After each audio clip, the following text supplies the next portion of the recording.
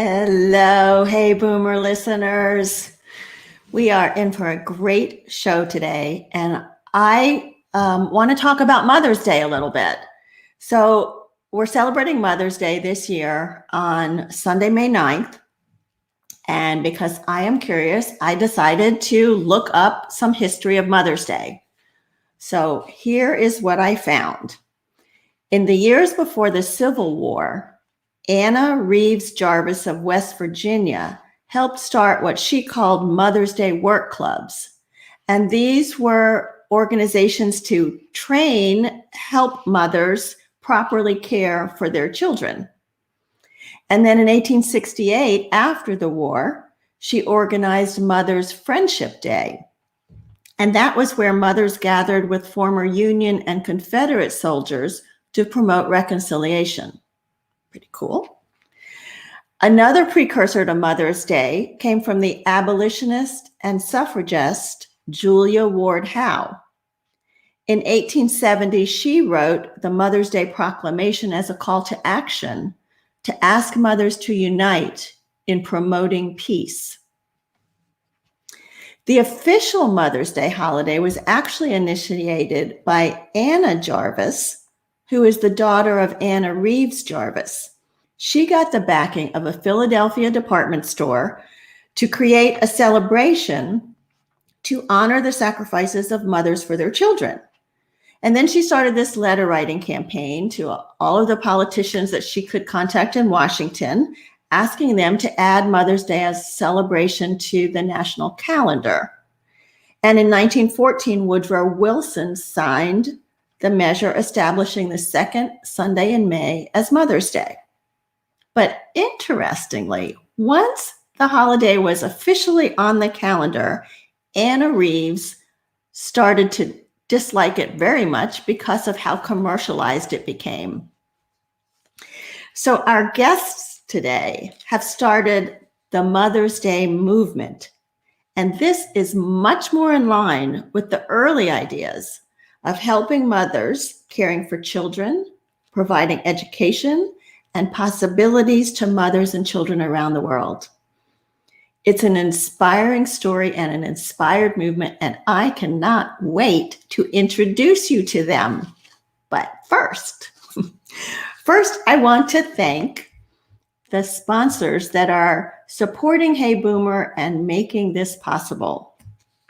Our first sponsor is David Bell, and he is a singer-songwriter based in Greenwood, South Carolina. His music is inspired by country artists and covers topics from lost love, doctor's orders, and gun control.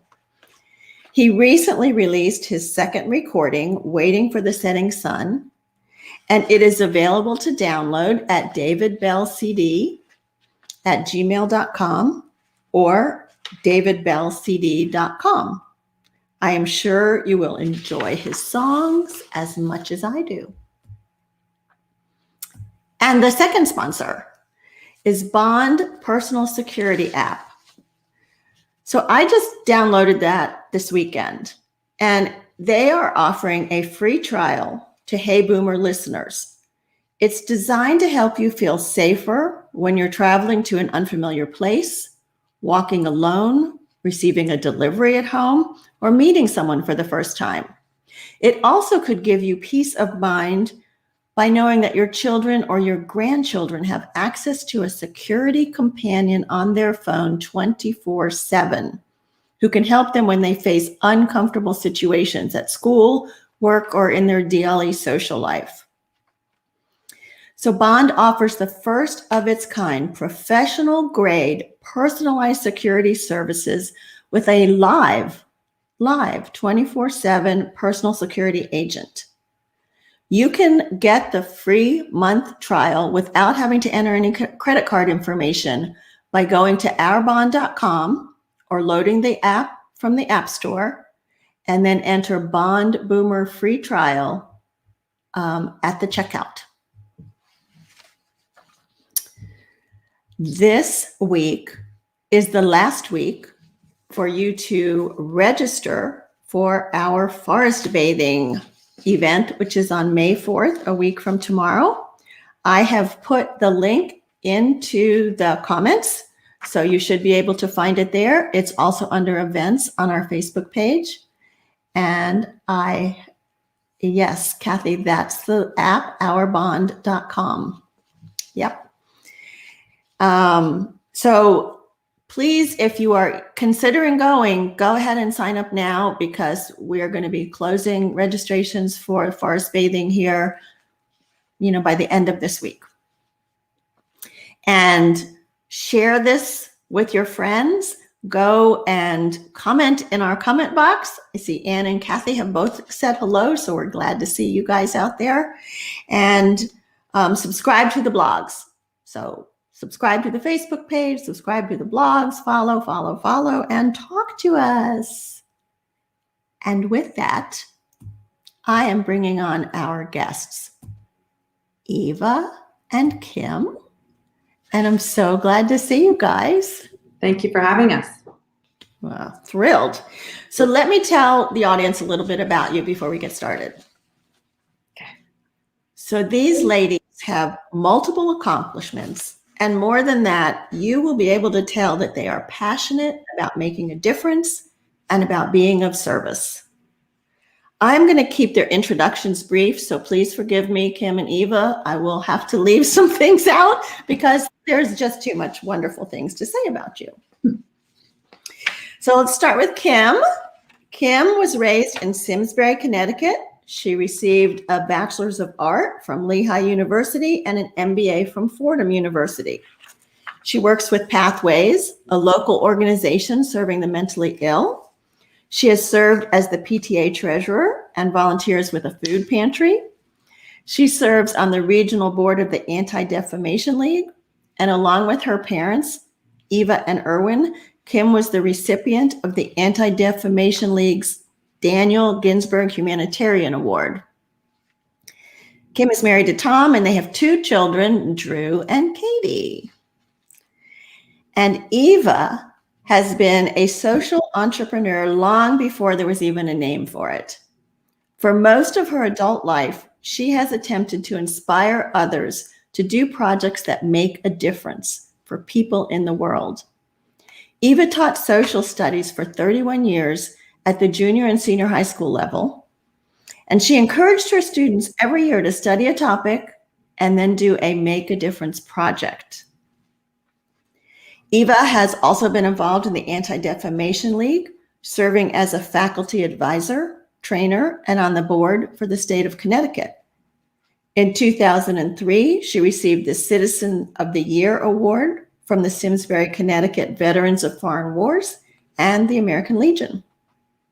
She was honored by the Greenberg Center of the University of Hartford for her work in Holocaust education. And in 2009, after reading Half the Sky, Eva created her own Make a Difference project, which led to the founding of the Mother's Day movement. So Eva, Kim, you are amazing women. Is there anything that I've left out that you'd like to add? Thank you for having us. I really appreciate this, Wendy.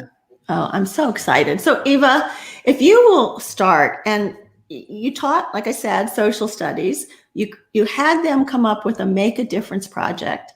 Then you read this book, Half the Sky, and you decided to make a difference yourself. Would you talk to us a little bit about how that came about? Thank you. I don't know if either of you have ever read an article or a book that changed your life, but about 12 years ago, I actually read an article in the New York Times Magazine about the upcoming book, Half the Sky, by Nicholas Kristof and Cheryl Wu-Dunn. I was so overwhelmed by the message of the book, which is that the oppression of women primarily in the developing world is largely unnoticed and under-recognized, and that a moral and political movement really needs to start to end the oppression that is prevalent. And what they said was that this century should be like the 19th century, where we ended slavery, and that the focus needs to be that impactful to end the oppression of women.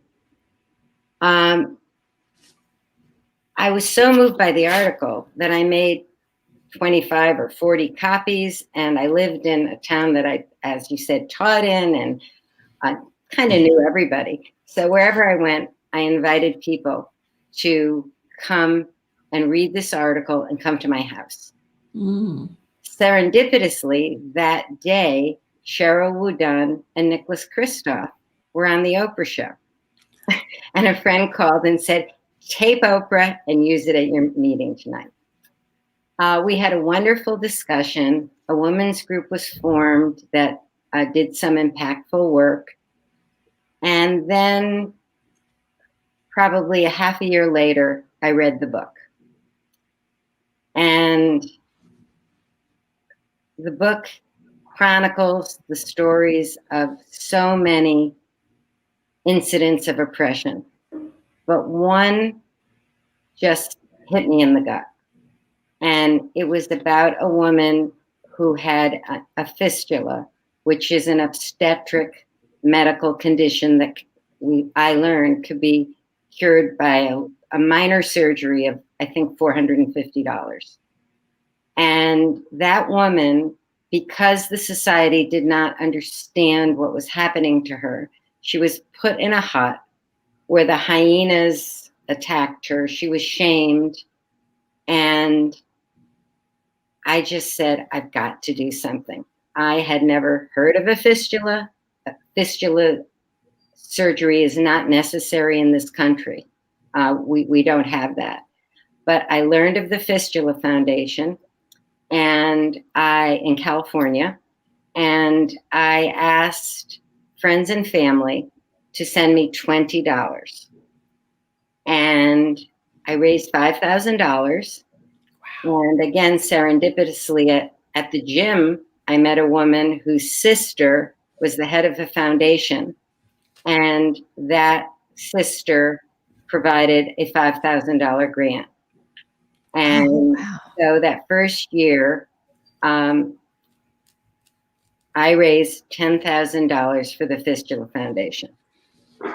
And it occurred to me that I had done, that Nick and Cheryl had inspired me to do what I had required my students to do, which was study something and go out and make a difference about it. That was done in a senior level contemporary issues class. And an example was one of the young women studied homelessness. She got hundreds of kids to come and do a march and contribute money and helped at a homeless shelter.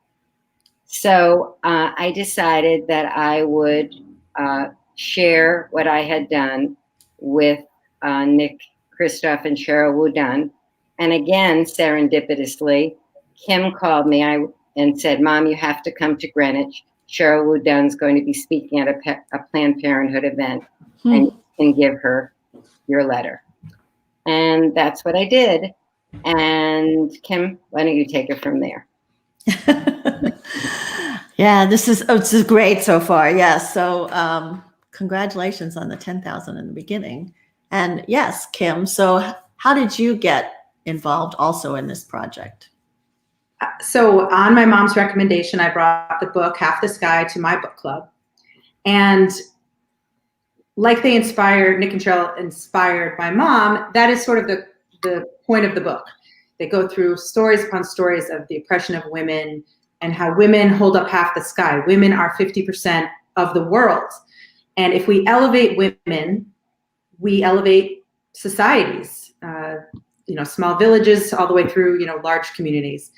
So at the end of the book, after reading about all these women who have triumphed over incredible hardship, it says to you, the authors say, okay, now that you've read this book, what are you going to do?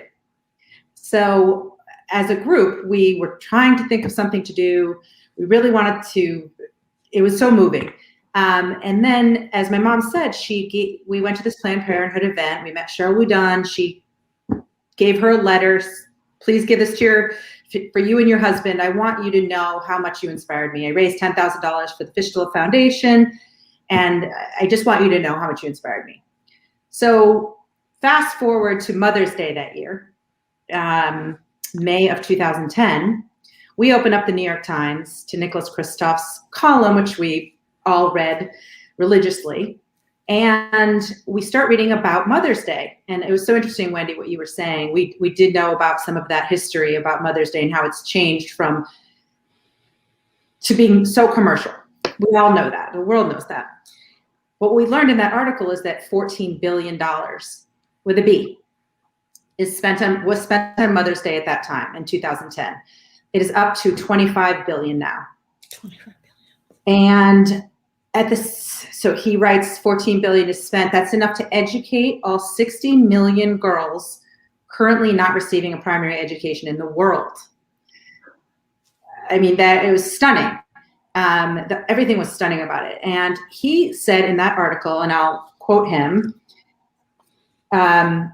he says, but let's also think about moving the apostrophe so that it becomes not just Mother's Day, apostrophe S, honoring a single mother, but Mother's Day, S apostrophe, an occasion to try to help mothers around the globe as well. And we were reading this, and it just was resonating so much with us. And then we get to the bottom of the article, the column, and there he writes about Eva Hausman, a teacher from Connecticut who did a fundraiser for Fistula, and how there she was. She was there in the New York Times, and we said, this is it. This was our aha moment. We, as mothers, we were going to take Mother's Day back. We were going to redefine it and make it about all mothers in the world in need, and not just about our mothers and our sisters and our friends, but just ask people to rethink it and donate a piece of their Mother's Day budget to a charity. And we decided we were going to choose a charity every year, and that's where we started. And Yeah, it's such an incredible story. And Eva, did you know Nicholas Kristof at that point when your name showed up in the paper? No. Well, I read him. You read his book, but you didn't know him. No. So have you met him since then? Yes. Actually, we met him that first year. The Harriet Beecher Stowe Center in Hartford honored Nick and Cheryl for their Pulitzer Prize winning book, Half the Sky, gave them a humanitarian award. And I was actually asked to serve on a panel with them that year. So that was the first time we met them. And we've met them several times since. And I'm able to communicate with him by email. It's remarkable because he has millions of followers, but he answers me very quickly. He is the father of the movement. Of the Mother's Day movement? I think of him as the father of the Mother's Day movement. I think of our beneficiaries as our children. Mm-hmm. And I guess we're the mothers. You're the mothers. So the Fistula. Yes, I'm sorry. Yeah, the Fistula charity that you supported, that was outside. That was before you actually had the Mother's Day movement. So now you come together with Kim and some of her book club people, and you decide we're going to do this. So tell me about the first charity that y'all decided to support as the Mother's Day movement. Kim's going to talk about it, but I just want to add something.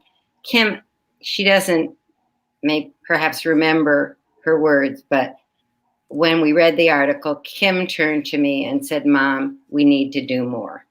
And our first charity, we had a connection at Wesleyan University, and a young woman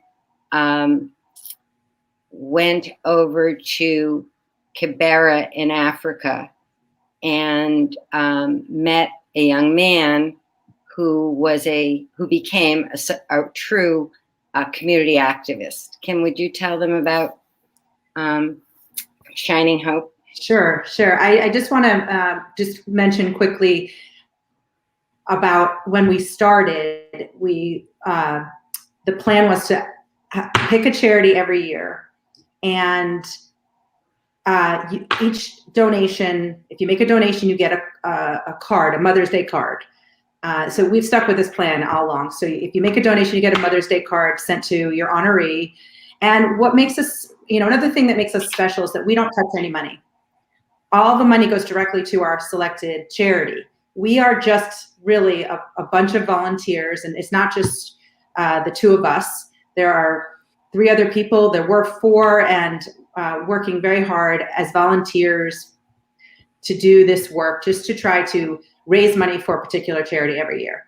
So that first charity was called Shining Hope for Communities, and they are started by an amazing man in Kibera. Kibera is a slum in Nairobi, and it's one of the biggest slums in the world. And fortunately, I was able to go there 2 years ago with my family and finally see the place that was our first beneficiary. But the story is of this man named Kennedy who grew up in the slum, very, very hard life. He had a sister who was sexually assaulted, his mother, single mother, trying to raise them. And such a special person, he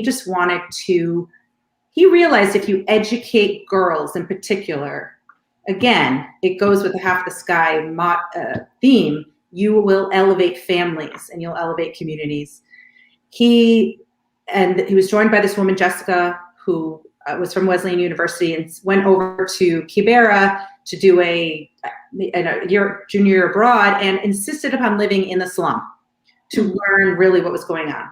Nobody had ever done that. Kennedy said nobody had ever done that. You live in a hotel outside the slum. But no, she insisted on living in the slum, learning about it. And together they have built this incredible charity.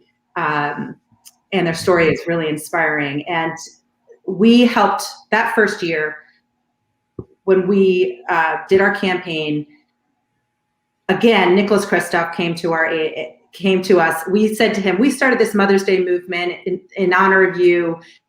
And he said, that's amazing. And on Mother's Day, 4 days before Mother's Day, 2011, that first year, he wrote about us again.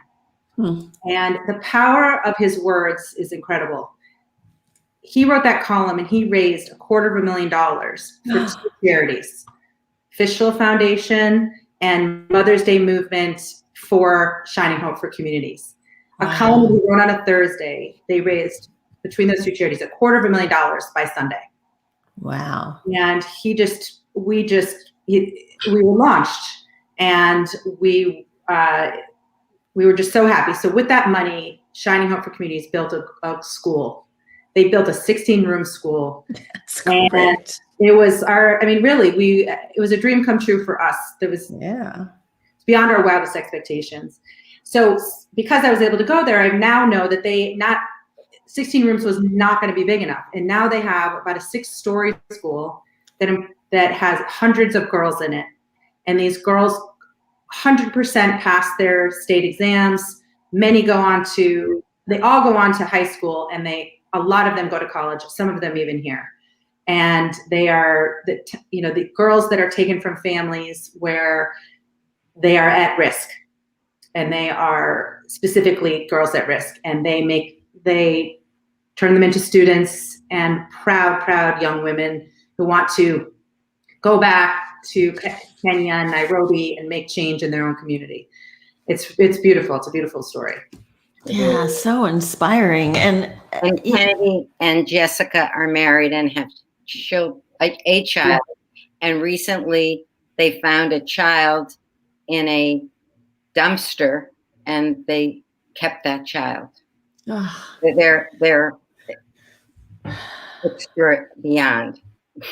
Yeah, I read the book after you guys, we met and you told me about it, and it's not a comfortable book to read. I mean, you read some really horrible stories, and the fact that you took this on, you saw the opportunity and then you ran with it, is so inspiring. And I'm just curious, was there ever, she goes, was there ever a doubt, or was there ever moments when you thought, what are we thinking? This is crazy. There's no way we can do this. Well, I thought $10,000 was an accomplishment, and it was. And now we've raised about $700,000 in the first 10 years. And we've helped a lot of different charities with different agendas. Should I tell you that? Well, I do want to know about them. I want to know how you pick your charities, because it's interesting. You're not a 501c3. You just raise money. You're a volunteer organization to raise money. So how do you pick your charities, and what have you supported over the 10 years? One of the words I use for us is we're kind of a conduit or a pass-through. Mm-hmm. And one of the things we'd like to emphasize to donors who may be listening is, again, that they go to the Mother's Day Movement website, but donate to Dig Deep this year. Donate to what we call our beneficiaries, our children. This is not in chronological order. What I did was I put it by concept. Of the 10 charities we've done prior to this year, 5 related to maternal health. And one that I find fascinating, it was We Care Solar, which was started by a gynecologist who was volunteering in Africa and realized that she couldn't operate because there was no light. So she and her husband designed what's called the solar suitcase that can be installed, quickly, and provides the electricity and the light that they need to do a surgery or a fistula or deliver a baby or a cesarean. We did a charity that in this country called Nurse Family Partnership that provided maternal support pre and postnatal to women who might not have the opportunity to get the right information, educate them, and help them through the whole pre and postnatal process. They stay with their a nurse that goes into a pregnant woman and helps her from prenatal vitamins to preparing for eventual delivery to reading to your child all the way through age 2. And it's all those things that not everybody has the good fortune to have a great mother as I did to tell me how to do all that. And really their success rate with children reading and everything is amazing. So we love to see, and that's one of the criteria is what are your results? It's something we study when we are choosing our charities. Mm-hmm. Another one of our maternal health care charities provide hemorrhage kits and what was the other? I'm sorry, hemorrhage and it's called Saving Mothers. It's an organization that operates in Africa and in Central America and Guatemala. Also started by a gynecologist from New York City who is an incredible woman. Mm-hmm. And they train a lot of women give birth with traditional birth attendants. They don't go to the hospital like we do here. They're traditional birth attendants. They give birth at home. So training those women to identify really when problems are occurring with the birth is key. And, a birthing kit, $25, can prevent infection, prevent hemorrhage, all these things that, and as my mom and I were talking about this, so many of these women die in childbirth. And that results in the child and the children from prior children having really no hope, right? If you lose your mother, Yeah. it's worst. So, keeping these mothers alive to care for their children is so key. And they've done an amazing job of training all these attendants to identify problems ahead of time, prevent fistulas, prevent death. Every one of our children is amazing. It sounds like it. Yeah. So you We're hear about. I'm sorry, Eva. Go ahead. I'm sorry, Wendy. Yeah. So do you hear about these charities? Do they reach out to you? Do you find them? How do you go about identifying who you're going to work with each year? All of the above. We have a process where we try to look for relatively small charities where $50,000 to $100,000 can really make a difference.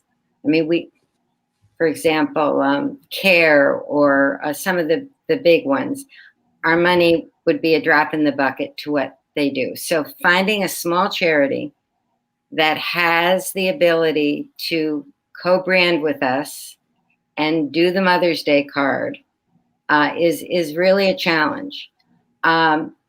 Where possible, we have tried to know the people, but that's been several of them. We've known people who have led us to charity. For example, this weekend when I was in Maryland, taking a walk with my other daughter, she introduced me to a woman who was with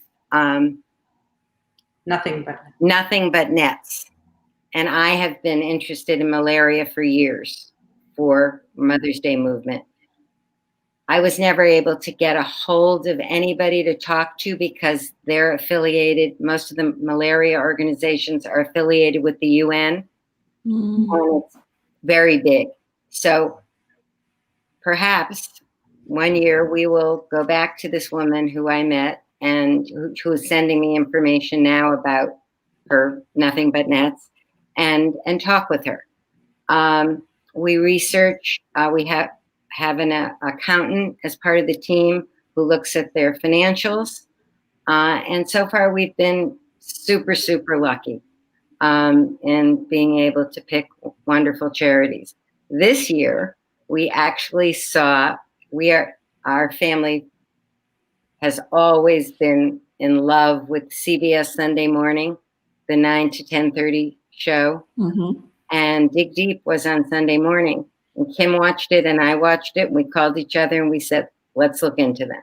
Okay, so Dig Deep is your charity this year. Yeah. Dig Deep. So, right. Okay, so tell us a little bit more about that charity. Well, I'd like to tell you a little bit more about a few of the other topics we've done in the past besides maternal health care. Oh, okay, yeah, for sure. As you heard, building classrooms. We actually did a very interesting charity a couple of years ago called the Adhesia Nutrition, and they provide little packets of food to babies who are malnourished, and it's an extremely effective way. In a few weeks or a month, the children change from totally malnourished to healthy-looking babies. They're actually out of Rhode Island, and we were able to visit their plant where they made the product, and that was very exciting. One year we did an organization called Free the Slaves. We did sex trafficking. Mm-hmm. And another very sad story, but we felt like we were able to help some women by raising funds for them. And then we actually did a water charity in Africa, and that was a very personal and sad story for us. A friend of the family, the Hausman family, had a future son-in-law who started the charity in Africa, and subsequently he was in Afghanistan and was killed. And we did it. I'm sorry? He was in the military. He was in the military. And we did it after he passed away, right, Kim? Yeah. In his memory. And that was called Clearwater. And I think that's kind of a good segue to Dig Deep. So do you want to tell us about Dig Deep, Kim? Sure, I would love to. So this year, our beneficiary is called Dig Deep.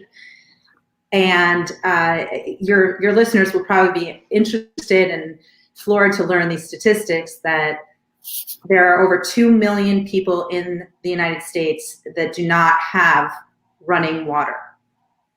They do not have flush toilets. They have to go out and find their water, buy bottles, which is very difficult. And during COVID, even harder, because you can't really stay safe and you can't really stay home if you don't have water. You don't have running water. So we were really drawn to this charity. Another interesting statistic is that 44 million people in this country do not have clean drinking water. And this is in the United States. This is in Africa. It's truly, it's a bit shameful. So we were really drawn to them, especially during COVID, where we were really drawn to we've done a lot of international beneficiaries charities, as my mom said, because your money really goes very far. Like we were able to build 16 school, classrooms in Kibera for $125,000. Well, we all know how far that would go here to build a school. So, but we just see the need here right now. And we're very drawn to keeping our campaign in this country this year. And last year during COVID, we worked with a maternal health organization in Puerto Rico.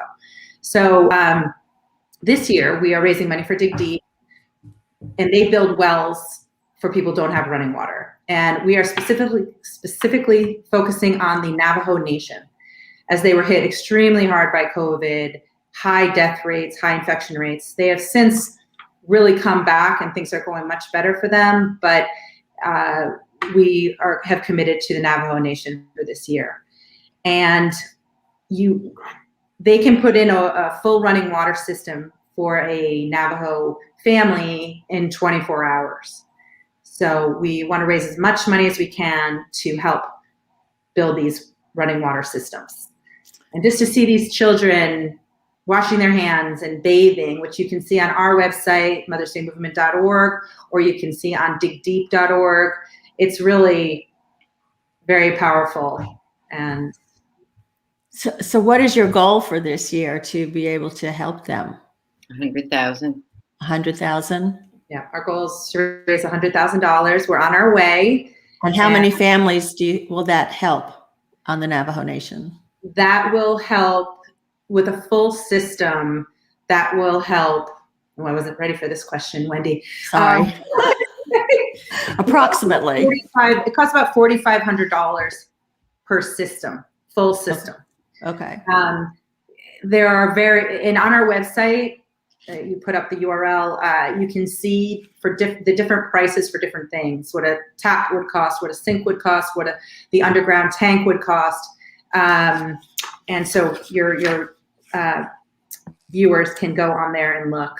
But yes, $4,500 to bring a complete hot and cold running water system to a home on the Navajo Nation. Which is so needed. I mean, there's no way that you can wash your hands and stay, like Kathy says, wash your hands, brush your teeth, take a shower, drink clean water. Exactly. Cook. Yeah. It's just shocking. And their COVID rates were actually higher than New York City. Wow. Yeah. We have had some amazing comments come through. So people have been sharing your URLs. People, they say, make a difference, read the book, serendipitous. Mm-hmm. Let's see, Kenya Connect says, so inspiring and important to the mamas around the world. Your support has made a profound difference in lifting women through empowered programs. Thank you. Yeah. Kathy highlights what you guys said about Nicholas Kristof being the father of the movement.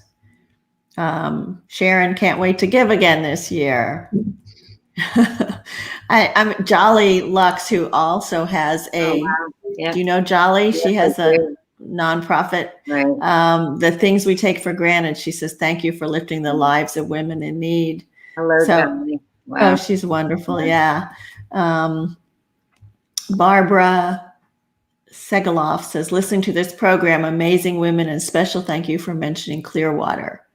Dig Deep is fortunate to have you selecting them for 2021. Lots of love. A new one from Diane. I have the feeling this movement is only just beginning. So I always like to find out if there's 2 or 3 takeaways. Like if people want to get involved, if people want to make a difference, what would you say are 2 or 3 takeaways for people that are listening? So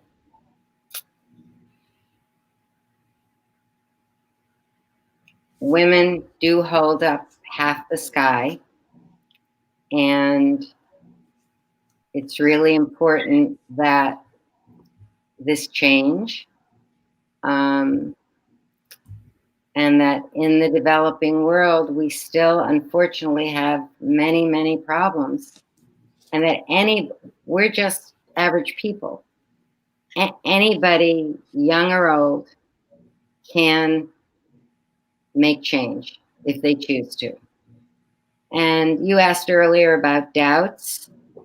We all self-doubt at some point, but for this, I don't know. I guess, because the initial amount was $10,000. I guess I kind of felt like we could only go up from there. So there wasn't that much doubt that we could do better. I think that, Wendy, we named this the Mother's Day movement because we want it to have a life of its own. We want your listeners and the people here and the people on our social media pages and people get our emails to go out and do their own I Make a Difference project to raise money for our charity. We would love each year, obviously, but for, if there's something that they're passionate about to do something. And we really would like people to go out and spread our website and get donations for Dig Deep. Not only is the Navajo, they don't only serve the Navajo Nation, there's increasing number of people without water access in Delaware, Idaho, Kansas, New Hampshire, Nevada, South Dakota, and Puerto Rico. So this is not just a little problem in this country, and Dig Deep is really at the forefront. And anybody who send an email to your friends and family, send an email to your coworkers, post us on social media, and let's get a lot of water for people who need it. Yeah, let's do that. So instead of buying chocolates or flowers for your mom this year, or for your mother-in-law or whatever, donate some money to the Mother's Day movement to help bring clean water in this situation to the Navajo Nation. But Dig Deep, as Kim said, is going all over the country. I'm not sure we said that when they make a donation, as small, any donation is fine. For each donation, a beautiful e-card will be sent to their honoree. So, Okay. A friend, a cousin, anybody, any woman they want to honor, and really tell that what they're doing for them will make a difference for another woman in the world. I love that. Wendy, can I share one final thing, and then I'll Sure. stop talking? But one of the things about that, it was also in Half the Sky, they talk about a starfish proverb. It's a Chinese proverb. And you asked about our goals and, how do is it hard to reach them and everything. So this proverb is something I think about all the time. So the proverb of the starfish is, there's a young boy on the beach, and there are starfish beached all up and down the sand. And he is picking them up, and he's throwing back one at a time. Keeps throwing them back. And an old man comes up along and says, "Boy, what are you doing? he says, I'm saving the starfish. And he said, but look, there's so many, you will not make a difference. And he says, but I made a difference to that one.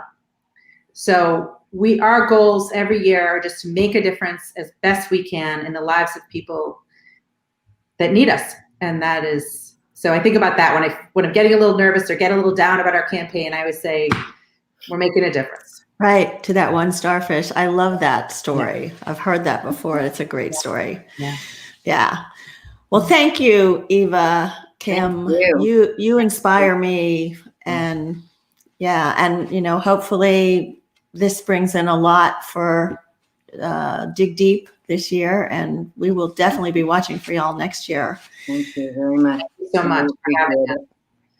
So if you like what you're hearing on Hey Boomer and you would like to support us with what we're trying to bring to the audience to inspire and motivate you, you can support us through the buymeacoffee.com/HeyBoomer0413.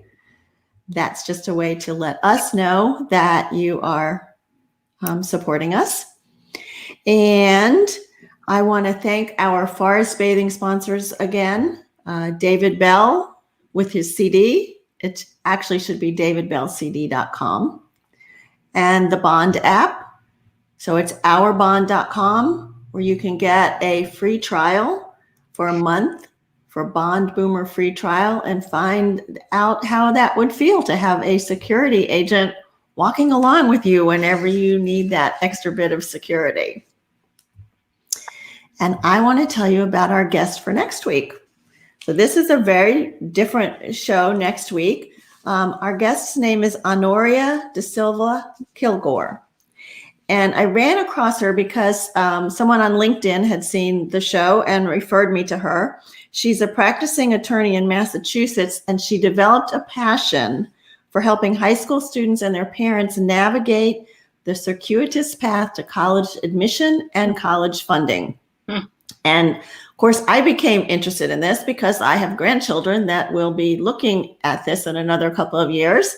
And I remember myself when I had gone back to school, how challenging it was to find out all this information. And I can only imagine how much more complicated it's gotten now. So Honoria, she's passionate about the kids she works with. I mean, she really gets to know them and know what schools would fit them better and how to find the money. You're going to love her. And if you have children and grandchildren that are approaching that age, you really might want to get them to tune in. And if they can't tune in live, to watch later, because this will be very helpful. So ladies, I always like to end the show with a quote from C.S. Lewis and remind people that he says, "You are never too old to set another goal or dream a new dream." So thank you all for joining me, for setting goals, for dreaming dreams. I know life is busy, and I'm so grateful to all of you for being part of this Hey Boomer show today and the movement going forward. Thank you so much. Thank you, Wendy. All right. Hope to see you all soon. Bye.